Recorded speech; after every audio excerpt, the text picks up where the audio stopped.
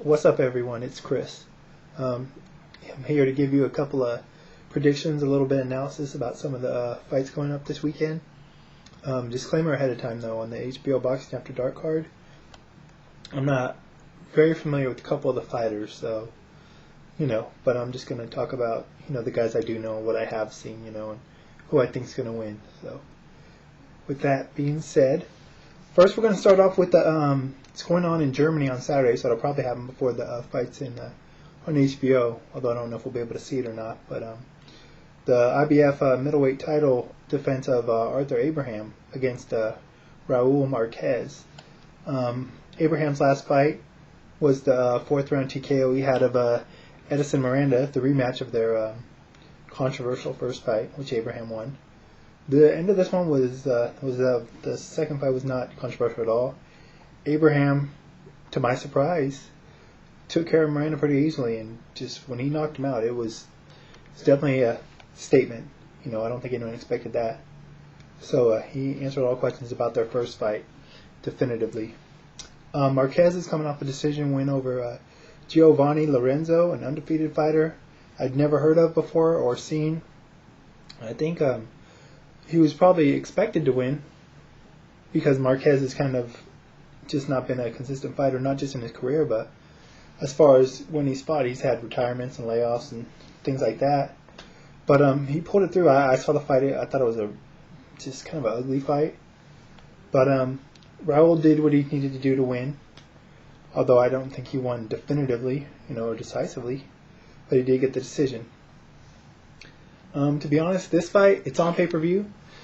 I know I'm not ordering it. I don't think it's pay-per-view material. But I like Marquez. He's a good guy. He's a good announcer. But I just don't think he stands a chance against Abraham. So I'm going to go with Abraham. Marquez is a game guy. He's tough. I saw him a long time ago against Vargas. And Vargas really didn't like him, but he hung in there pretty well. But I'm going to go with Abraham. I'm going to go by a TKO sometime around maybe round 7, 8, or 9. Not because I think Marquez can't hang, with Abraham. I mean, I don't think he could beat him, but Marquez cuts a lot. He's got a lot of scar tissue, and Abraham's got some pretty sharp, strong punches, so I think he'll cut him and probably end up stopping him on cut sometime around, like I said, the 7th, 8th, 9th round. From there, I'm hoping if whether or not Pavlik's successful in his fight against Hopkins, that they'll make that fight next.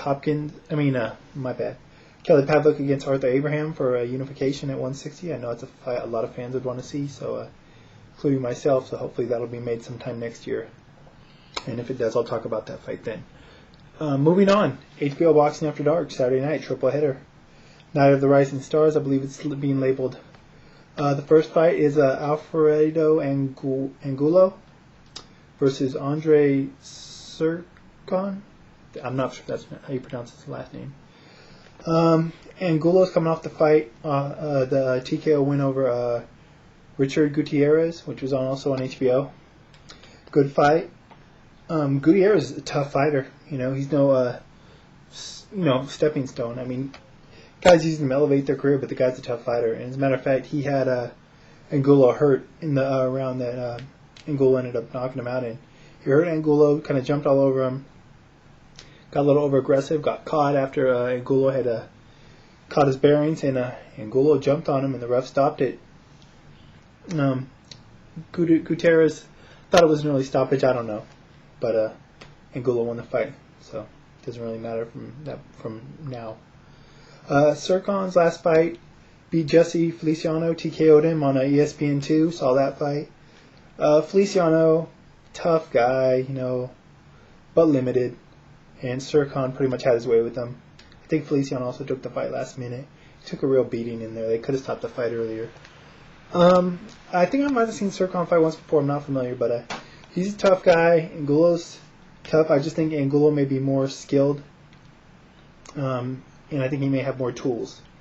It's definitely, I definitely think it's going to be an exciting fight as long as it lasts. It might go the distance. I'm not for sure. It's hard for me to say.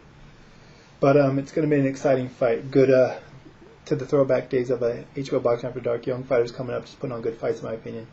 I think Angulo's going to win.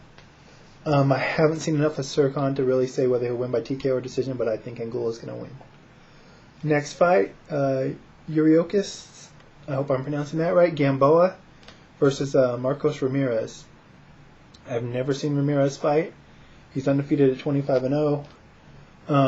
Gamboa is coming off a spectacular first round, just straight KO of Al Seeker, which was on ESPN2. I mean, he iced him. He just put him out. He was on his back. There was no need for a count, and the ref didn't. It's just a great fight. Gamboa, I'm sure as anyone that's seen him know, the guy is just supremely talented. We're talking Floyd Mayweather level talent. He's a little not as technically sharp as Floyd. Definitely not defensively, but the guy's got a world of talent. This Ramirez guy, I heard they tried to schedule him in for Gamboa's last fight on HBO After Dark, but Ramirez's people didn't want it. So that makes me question or not whether they think he can really beat Gamboa. So that's, I mean, that and the fact that I've never seen Ramirez fight, and I think Gamboa's got a lot of talent. I'm going to go with Gamboa. The guy's undefeated that he's fighting. I don't know if he's just got a built-up record or if he's a good quality fighter, but I'm going to go with Gamboa by decision. Probably lopsided, but once again, that's just speculation. Gamboa, I'm looking forward to seeing him again, though. The guy's an exciting fighter, like I said, supremely talented. Sloppy defense kind of reminds me of a Nassim Hamed in that he's got awesome offensive tools, but his defense is just all over the place. But he makes for good fights, or at least exciting fights from the few I've seen. So looking forward to that. It'll be interesting to see where he goes from there. Last fight on the card, Sergio Martinez versus Alex Bunima. Martinez is coming off a TKO win over Archek Termalexian, and Bunima is coming off a KO win over Walter Mathesy. I've only seen Sergio Martinez fight once before. I noted in one of my previous videos that was the first time I'd seen Antonio Margarito fight, and Margarito stopped him, I think in the 7th or 8th round. So I can't really say much about him, unfortunately. I've seen Bunima fight. I remember seeing him fight Jermaine Taylor on HBO or ESPN2. I can't recall, but I think it was HBO. He's on a winning streak as of late. He's got a win over before the Mathesy when he has a win over Roman Carmazon, which is a good win. So he's kind of having a late career resurgence. But I think they're probably bringing him in to lose. I think Martinez is the guy they're trying to elevate in this fight, although I can't be sure of that. Also, Benima's lost to Kassim Uma too. So he has a couple quality losses, but then he has some other losses, which I don't know whether they're quality or not. But like I said, I'm going to go with Martinez. His name's first, so he's the headliner for a reason. They usually on these night of featured stars fights, they like to set up guys for sure wins, but exciting fights. So I'm going to go with Martinez by decision, just because I can't call a KO or TKO if I don't know too much about the guys. Although I did watch the end of that Bunima Mathesy fight on YouTube just before I made this video, and he stopped Mathesy, but I don't know what Mathesy has. He had to fight with Paul Williams, did okay, got iced by Cintrone, and since then I don't know. I just think the guy had a built-up record. He was out of Argentina, I believe. I just think he had a big record, big glossy record against limited opposition. So yeah, those are my predictions. Sorry if they're not more thorough, but like I said, I don't know too much about a lot of the fighters, but these Boxing After Dark cards are usually exciting for the most part, at least when they have young fighters, not established fighters that they're just trying to, give easy payday. So looking forward to that. Depending on how the fights go, maybe I'll hit you guys back on Sunday and let you know what I thought. Till then, enjoy the fights. I will, hopefully.